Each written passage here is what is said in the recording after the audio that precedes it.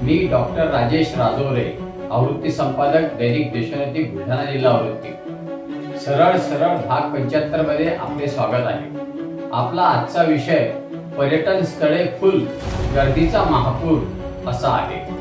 सफर का मजा तभी है जब राहें भी मुस्कुराए। सफर का मजा तभी है जब राहें भी मुस्कुराए। भीड़ में भी सुकून मिले और मंजिल तक सलामत जाए। भीड़ में भी सुकून मिले और मंजिल तक सलामत जाए। नमस्कार। भारताच्या पर्यटन स्थळांवर सध्या हाऊसफुलचे चित्र दिसत आहे। देशातील धार्मिक स्थळे, ज्योतिर्लिंगे, शक्तिपीठे, चार धाम तसेच हिल स्टेशन्स, निसर्गरम्य ठिकाणे, धबधबे, गड किल्ले आणि ऐतिहासिक स्थळे पर्यटकांनी गजबजून गेलेली आहे। श्रावण मासामुळे धार्मिक पर्यटनाला विशेष वेग आला आहे।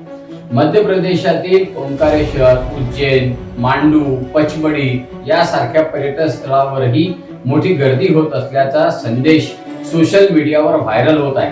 महाराष्ट्रातील त्र्यंबकेश्वर, घृष्णेश्वर, परडी वैद्यनाथ, उंडा नागनाथ आणि भीमाशंकर या 5 ज्योतिर्लिंगाच्या तीर्थक्षेत्रामध्ये सुद्धा या काळात भाविकांची मोठी गर्दी असते। या प्रमुख धार्मिक स्थळांबरोबर मार्गावरील इतर देवस्थानेही भाविकांनी गजबजलेली असतात। गेल्या काही वर्षात धार्मिक पर्यटनासोबतच इतर पर्यटनानेही मोठी झेप घेतली आहे। देवदर्शन, तीर्थयात्रा, नदी स्नान, धार्मिक स्थळांना भेटी याबरोबरच निसर्ग पर्यटन, साहसी पर्यटन आणि ऐतिहासिक पर्यटनाची क्रेझी वाढली आहे। धबधबे, डोंगरदऱ्या, गड किल्ले, जलदुर्ग आणि थंड हवेची ठिकाणे पर्यटकांना आकर्षित करीत आहेत। पर्यटन वाढणे ही निश्चितच आनंदाची बाब आहे।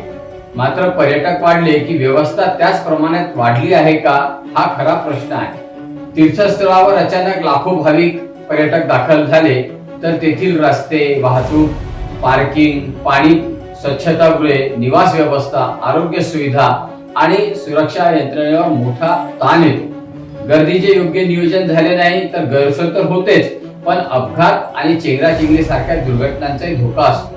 महाराष्ट्रात गणेश उत्सवाच्या काळात कोकणाकडे जाणाऱ्या वाहनांची संख्या मोठ्या प्रमाणात वाढणार आहे। गणपती उत्सवासाठी हजारो कुटुंबे कोकणाकडे जातात। त्यामुळे धार्मिक पर्यटनाचा हंगाम असो किंवा सणासुदीचा प्रवास असो, गर्दीचे नियोजन ही केवळ प्रशासनाची नव्हे तर प्रत्येक पर्यटकाची ही जबाबदारी आहे। पर्यटनाचा एक मोठा फायदा म्हणजे मानसिक ताजेपणा। दैनंदिन धकाधकीच्या जीवनातून काही काळ दूर जाऊन निसर्गाच्या सानिध्यात राहणे, कुटुंबियासोबत वेळ घालवणे, धार्मिक स्थळी जाऊन मनशांती मिळवणे किंवा ऐतिहासिक स्थळांना भेट देऊन इतिहास जाणून घेणे हे जीवनाला वेगळे आनंद देते। धार्मिक पर्यटनाच्या माध्यमातून श्रद्धेला वाट मिळते। त्यामुळे धार्मिक पर्यटन हा केवळ प्रवास नसून अनेकांसाठी तो श्रद्धा, संस्कृती आणि मानसिक समाधानाचा अनुभव असतो। मात्र श्रद्धा किती मोठी असली तरी प्रश्न व्यवस्थेचा आहे, तो दुर्लक्षित करता कामा नये। देवस्थान प्रशासन, स्थानिक नागरिक, स्थानिक प्रशासन आणि सरकार या सर्वांनी एकत्रितपणे गर्दीचे नियोजन करणे आवश्यक आहे।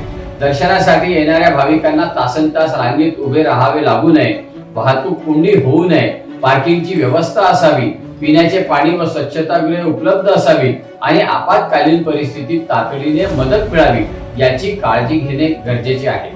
गर्दीच्या व्यवस्थापनासाठी रस्ते रुंदीकरण, दर्शन मार्ग, वाहनतळ, निवास व्यवस्था, आरोग्य केंद्रे आणि इतर सुविधा निर्माण करण्याचे प्रयत्न सुरू आहेत। अनेक देवस्थानांचा तर कायापालट झाला आहे, परंतु पर्यटनाचा वेग ज्या प्रमाणात वाढत आहे त्या तुलनेत सुविधा अजूनही कमी पडत आहे, हेही वास्तव आहे।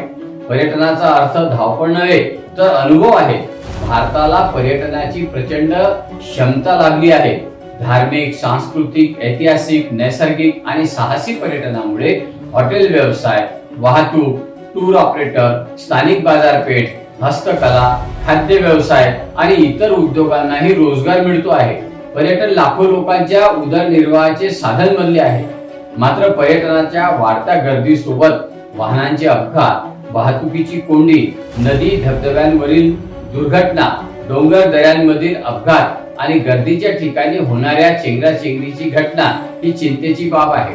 त्यामुळे गर्दी म्हणजे भक्ती किंवा उत्साह एवढ्यावर न थांबता गर्दीचे नियोजन म्हणजे सुरक्षितता हे लक्षात घ्यावे लागेल।